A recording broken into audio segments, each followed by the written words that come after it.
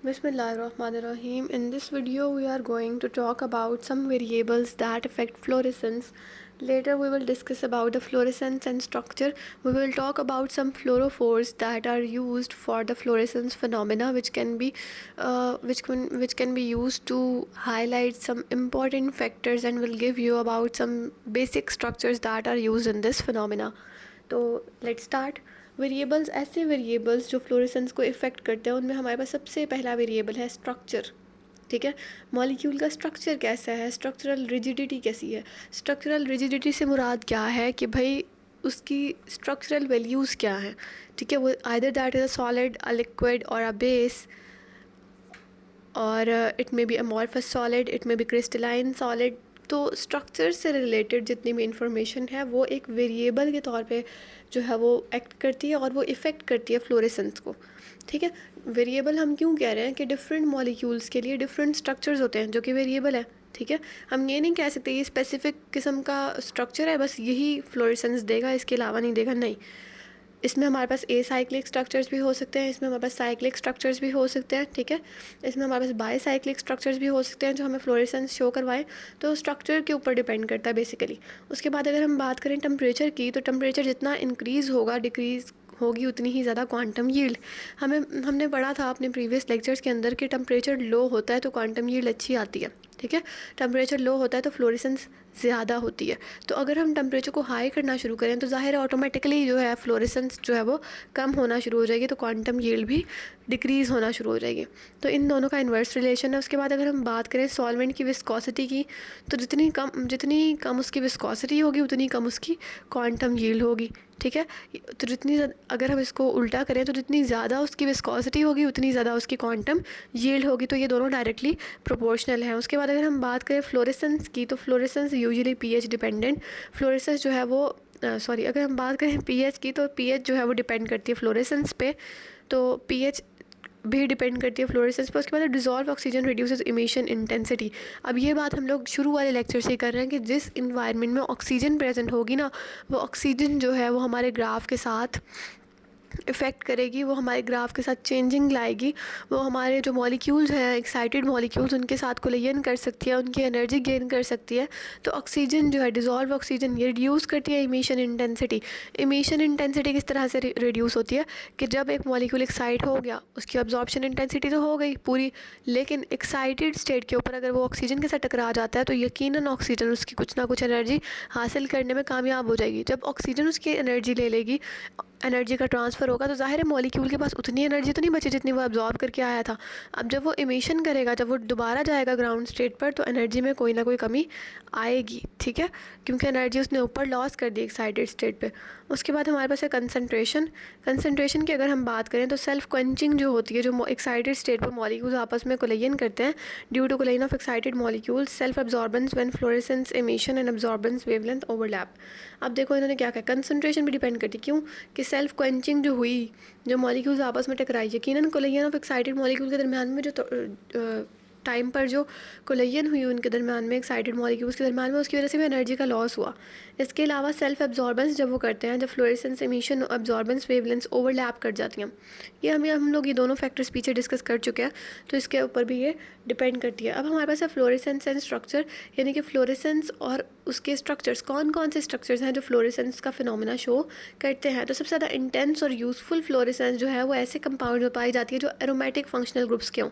Aromatic होते हैं जो क्लोज रिंग्स हों, ठीक है, जो रिंग्स के फॉर्म में हों, साइक्लिक स्ट्रक्चर्स हो, जिस तरह से हमारे पास ये पायराडीन है, फ्यूरान है, थायोफीन है, पायरोल है, ये एरोमेटिक फंक्शनल ग्रुप्स वाले स्ट्रक्चर्स हैं। इनके पास क्या होता है, इनके पास लो एनर्जी पाई से पाई स्टार ट्रांजिशन लेवल्स होते हैं। अब पाई और पाई स्टार थोड़े करीब होते हैं, और पाई जो है वो लो एनर्जी लेवल है, और पाई स्टार में जब जाएगा वो एक हाई एनर्जी लेवल है, यानी एक्साइटेड लेवल है। तो इसके अंदर जो है वो ट्रांजिशंस होती हैं, जिसकी वजह से फ्लोरेसेंस शो होती है, अच्छी फ्लोरेसेंस शो होती है। फिर है compounds containing aliphatic and alicyclic carbonyl structures. ऐसे कंपाउंड जिनमें एलिफैटिक या एलिसाइक्लिक कार्बोनाइल स्ट्रक्चर्स हों, या फिर वो हाईली कॉन्जुगेटेड डबल बॉन्ड्स हों। ठीक है, हाईली कॉन्जुगेटेड डबल बॉन्ड्स हो, कॉन्जुगेशन होती है, जैसे बेंजीन रिंग है। ठीक है, जिस तरह से कोई और स्ट्रक्चर्स भी हो सकते हैं, बेंजीन रिंग के हिसाब से भी बहुत सारे स्ट्रक्चर्स होते हैं जिनमें कॉन्जुगेशन हो, जिनमें डबल बॉन्ड जो है वो मूव कर रहा हो आगे वाली साइड पर। ठीक है, तो इसमें हमारे पास क्या है कि मैं ऑल्सो एग्जिबिट फ्लोरेसेंस, उनके अंदर भी फ्लोरेसेंस हो सकती है। तो यहाँ से बेसिकली आपने उठाना है, एरोमेटिक फंक्शनल ग्रुप्स में हो सकती है, एलिफैटिक एलिसाइक्लिक कंपाउंड्स में हो सकती है, हाईली कॉन्जुगेटेड डबल बॉन्ड्स में हो सकती है। ठीक है। फिर है most unsubstituted aromatic hydrocarbon fluoresce fluorescent solution. The quantum efficiency usually increase with the number of rings. Quantum efficiency बढ़ती है जितने रिंग्स बढ़ते जाएंगे, क्योंकि हमने कहा कि सबसे अच्छी जो फ्लोरेसेंस आ रही है वो आई एरोमेटिक फंक्शनल ग्रुप से रही है। तो एरोमेटिक रिंग्स जितने बढ़ाते जाएंगे उतनी ज़्यादा अच्छी क्वांटम यील्ड हमें मिलती जाएगी, उतनी ज़्यादा एफिशिएंसी हमें मिलती जाएगी, और उतने and there degree of condensation. Number of rings बढ़ा दें और उनकी कंडेंसेशन की डिग्री बढ़ा दें। डिग्री ऑफ कंडेंसेशन क्यों यूज़ करें हम, कि कंडेंसेशन अगर आप सोचें कि जो है वो एरोमेटिक में हो रही है या फिर एलिफेटिक में हो रही है। सपोज़ करें कि आपके पास जो है वो बेंजोइक एसिड है, यानी कि बेंजीन के साथ जो है वो COO ग्रुप लगा हुआ है, और वहाँ पर कंडेंसेशन होती है एक और सेम मॉलिक्यूल के साथ, एक और बेंजोइक एसिड है, 2 बेंजोइक एसिड के मॉलिक्यूल्स है, उनमें कंडेंसेशन है तो वाटर रिमूव हो जाता है। तो इस तरह से क्या हो रहा है कि रिंग का इजाफा हो रहा है बेसिकली। ठीक है, रिंग्स बढ़ते जा रहे हैं, कंडेंसेशन जितनी करवाते जाएंगे रिंग्स बढ़ते जाएंगे। और इसी तरह से एलिफेटिक कंपाउंड्स के अंदर भी कंडेंसेशन होती है और उनमें भी, लेकिन उनमें रिंग नहीं ना होते। तो इस वजह से यहाँ पर हम बेसिकली रिंग्स की बात करें और डिग्री ऑफ कंडेंसेशन की बात करें। Degree of condensation basically aliphatic और एलिसाइक्लिक कंपाउंड्स में भी इंक्रीज़ की जा सकती है, जिससे उनकी फ्लोरेसेंस की एफिशिएंसी जो है वो थोड़ी सी बेहतर हो सकती है। फिर है the simple heterocyclic such as pyridine, furan, thiophene, pyrrole do not exhibit fluorescence. ये फ्लोरेसेंस नहीं देते क्योंकि ये fuse ring structures ordinary do. On the other hand fuse ring structures ordinary do. अब उन्होंने क्या कहा कि पायराडीन, फ्यूरान, थायोफिन, पायरोल जो हैं ये नहीं देते फ्लोरेसेंस। ये जो नीचे सॉरी मैंने आप लोगों को पहले एरोमेटिक की एग्जांपल में ही दे दी।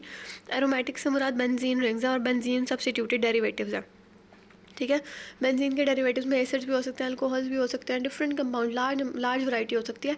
लेकिन ये देखें, ये वाले जो रिंग्स हैं ये बेंजीन, ये क्लोज रिंग्स नहीं है, यहाँ पर जो है वो रेजोनेंस नहीं हो रही। ठीक है, तो यहाँ पर जो है वो पायरिडीन हो गए, फिरान, यानी कि जो रिंग्स हैं लेकिन ओपन रिंग्स भी कह सकते हैं इसको, कि कहीं ना कहीं से खुले हैं।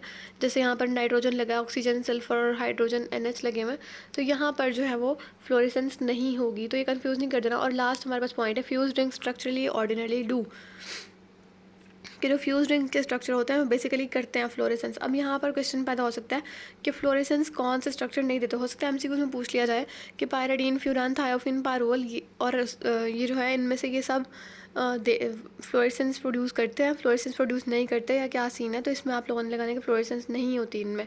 अब है with nitrogen heterocyclics the lowest energy electronic transition is believe to involve N2 pi star system that rapidly convert to triplet state and prevent fluorescence.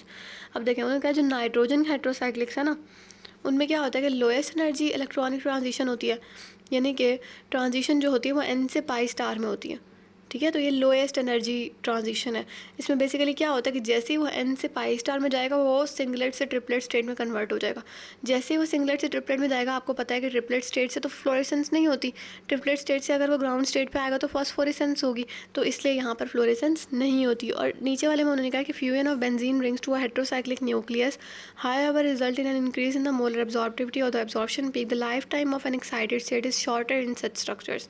ठीक है, तो उन्होंने क्या कहा कि अगर आप बेंजीन रिंग को फ्यूज़ करते जाएं, हेट्रोसाइक्लिक न्यूक्लियस आते जाएंगे उसके अंदर, तो क्या होगा कि मोलर एब्जॉर्प्टिविटी में तो इंक्रीज़ होगी। मोलर एब्जॉर्प्टिविटी में तो किस तरह से इंक्रीज़ होगी कि जब वो एक्साइट होगा वो एब्जॉर्ब करेगा खासी एनर्जी को, लेकिन एब्जॉर्प्शन पीक भी अच्छी आएगी। लेकिन एक्साइटेड स्टेट पर उसका लाइफ टाइम कम होता जाएगा। आपको शायद याद हो, मैंने बताया था जितनी ज़्यादा मोलर एब्जॉर्प्टिविटी होगी ना एक्साइटेड स्टेट पर लाइफ टाइम उतना ज़्यादा कम होगा। ठीक है, तो यहाँ पर वो बेसिकली वही बात हो रही है कि मोलर एब्जॉर्प्टिविटी ज़्यादा थी, उसने ज़्यादा एब्जॉर्ब कर लिया, एब्जॉर्प्शन पीक तो बड़ी अच्छी आई, लेकिन एक्साइटेड स्टेट पर उसका लाइफ टाइम जो है वो शॉर्ट हो गया। तो fluorescence is the observe for compound such as quinoline, isoquinoline and indole. ये 3 कंपाउंड्स हैं जिनके स्ट्रक्चर्स नीचे बना दिए गए हैं, ये ऑब्जर्व करते हैं फ्लोरेसेंस को। उसके बाद है सब्स्टिट्यूशन ऑफ कार्बोक्सिलिक एसिड और कार्बोनाइल ग्रुप और aromatic ring generally inhibit fluorescence. कि अगर उन्होंने कहा कि अगर आप सब्स्टिट्यूट करें कार्बोक्सिलिक एसिड को और कार्बोनाइल ग्रुप को एरोमेटिक रिंग के ऊपर, तो ये फ्लोरेसेंस को रोक देगा। फॉर एग्जांपल हमने अभी बात की कि बेंजीन रिंग है, नेफ्थलीन है, ठीक है, इस किस्म के जो कंपाउंड्स हम जितने रिंग्स इजाफी करते जाएंगे उतना ज़्यादा फ़ायदा होता जाएगा।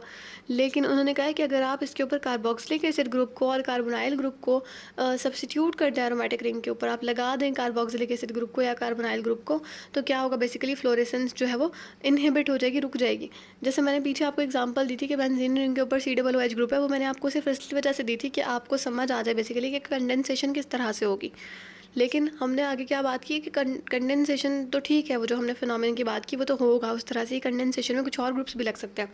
लेकिन अगर आप उन पे कार्बोक्सिलिक ग्रुप या फिर कार्बोनाइल ग्रुप लगाते हैं एरोमेटिक रिंग के ऊपर, तो इससे फ्लोरेसेंस में कमी आएगी। क्यों कमी आती है कि कार्बोनाइल ग्रुप जो है सी डबल बॉन्ड ओ है, ठीक है, n to pi star transition है। तो n to pi star transition में हमने अभी पढ़ा कि मोस्टली ऐसे होता है कि वो सिंगलेट से ट्रिपलेट में ट्रांसफ़र हो जाता है। तो जब सिंगलेट से ट्रिपलेट में चला जाएगा तो फ्लोरेसेंस होगी ही नहीं।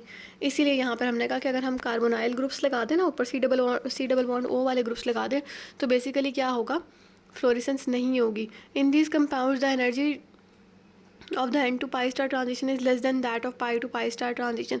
n to pi star में जा रही है ना, तो इसलिए एनर्जी कम है then pi to pi star transition। as pointed out earlier the fluorescence yield from the former type of system is ordinarily low।